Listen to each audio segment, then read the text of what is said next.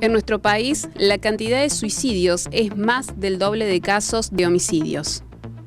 En el 2019, según el último informe de estadísticas vitales del Ministerio de Salud de la Nación, que brinda los detalles sobre los grupos de personas según sus causas de muerte, hubo 3.297 casos de fallecimiento por suicidios, lo que significa más de 9 muertes por día, y una cifra casi similar a la razón de muerte por accidentes de tránsito, que fue 3.370. Sobre este alto número de suicidios, cabe destacar que 2.714 eran varones y 578 mujeres. Cuando nos referimos a las causas externas de muerte, según las estadísticas vitales del 2019, los suicidios son la tercera razón de muerte en nuestro país. Sobre el tema, hablamos con Sergio Albelo, presidente del Centro de Asistencia al Suicida de nuestra localidad, organización no gubernamental, y el licenciado en Psicología, Guillermo Aizcorbe. Bueno, el CAS es el Centro de Asistencia al Suicida y el CASTE en Río Cuarto le llamamos el teléfono de la esperanza. Nosotros tenemos nuestra casa en la calle Jorge Newbery al 535, detrás de lo que es la iglesia Santa Rosa. Desde Río Cuarto tenemos el 464-3111, que es el teléfono de la esperanza del CAS.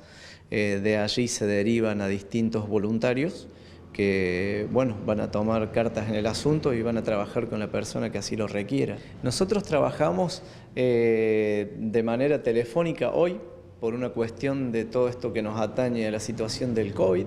Estamos haciendo entrevistas telefónicas y, de ser muy necesario, pactamos una entrevista personalizada. Nosotros nos manejamos con fondos de personas particulares que aportan voluntariamente un pequeño ingreso mensual, que hoy lo vemos diezmado por este tema también del COVID y que igualmente le estamos dando un menor uso porque ya no viajamos, no estamos dando esas charlas en otros pueblos o ciudades. La realidad, debemos decir que se han sumado significativamente los llamados. Nosotros estamos recibiendo llamados a un número fijo y de ahí se derivan a los distintos voluntarios. Los llamados han sido significativos lo que han subido, sobre todo hoy en personas mayores. Nosotros siempre trabajamos con un rango etario porque nos llaman entre 15 y 25 años aproximadamente, la mayor parte de los llamados. Y hoy estamos trabajando con personas ya adultas mayores que han tenido una sensación, un sentimiento de despojo, de abandono por parte de su familia.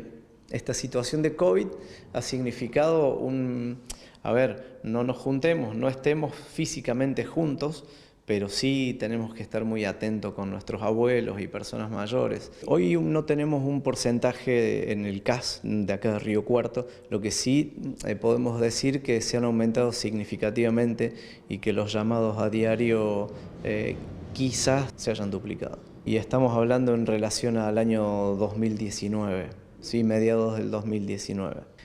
Yo creo que se ha duplicado la necesidad de hablar con alguien, la necesidad, y también lo adjudico a este tema de que también se puede hablar un poco más, o sea, se ha de alguna manera perdido el temor a hablar de la situación problemática, de la ansiedad, del temor, del sentirse ahogado, el sentirse que la vida no tiene valor o que no soy querido.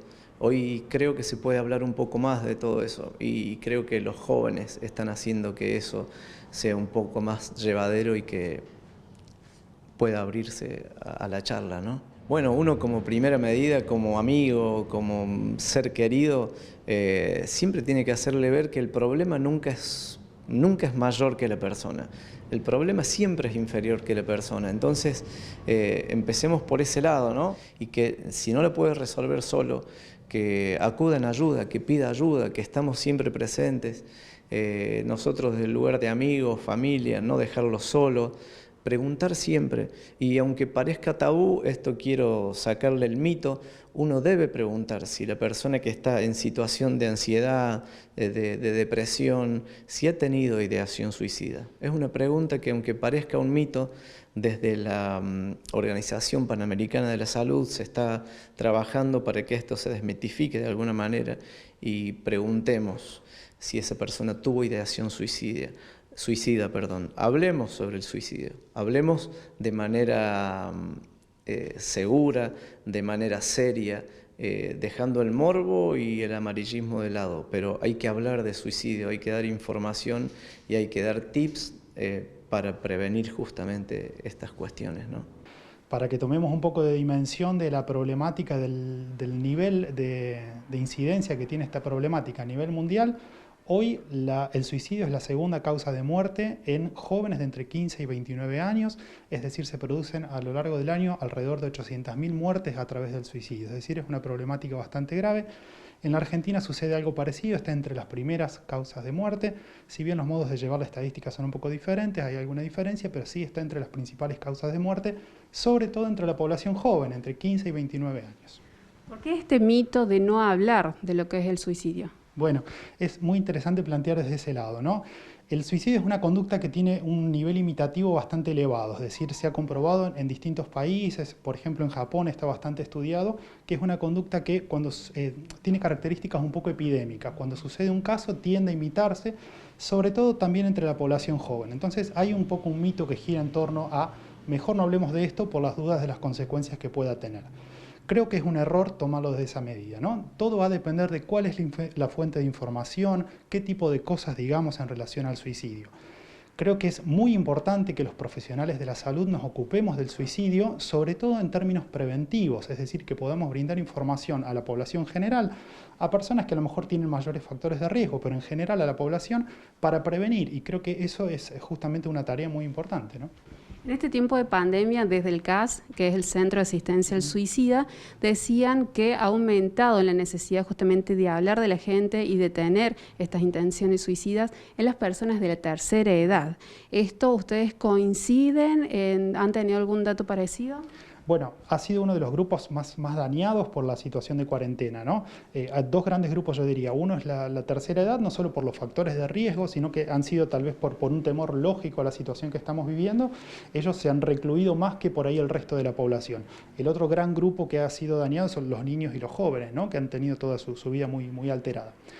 En relación a eso, la situación de aislamiento, la situación de soledad, la situación de falta de actividad también. Pensemos que muchas personas están jubiladas y que a lo mejor no tienen ninguna actividad ni ningún programa a lo largo de todo el día.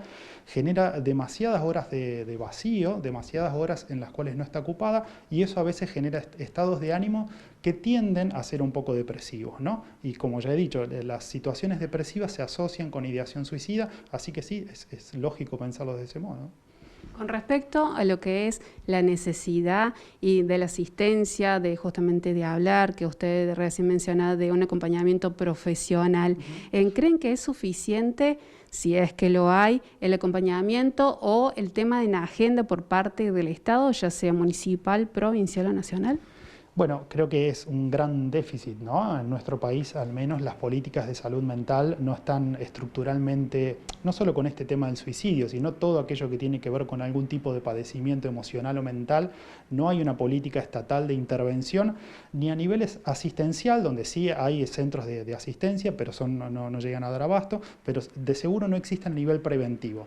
En una problemática como el suicidio no existe la posibilidad de la asistencia, entonces únicamente podemos intervenir a nivel preventivo y no existe eso. Sí existen algunas líneas, por ejemplo estas que en general son voluntarios, están capacitados pero son voluntarios, donde uno puede llamar al momento de tener alguna ideación suicida, consultar y ellos van a guiar. Siempre creo que es importante para una persona, digamos, para la propia persona, si en algún momento tiene algún tipo de ideación suicida, o para algún familiar que por ahí considera que me ha contado que tiene alguna idea un poco extraña, un poco rara, saber hacer una consulta con un profesional. No hay políticas de Estado sobre el tema en Río Cuarto, ni Córdoba, ni Argentina.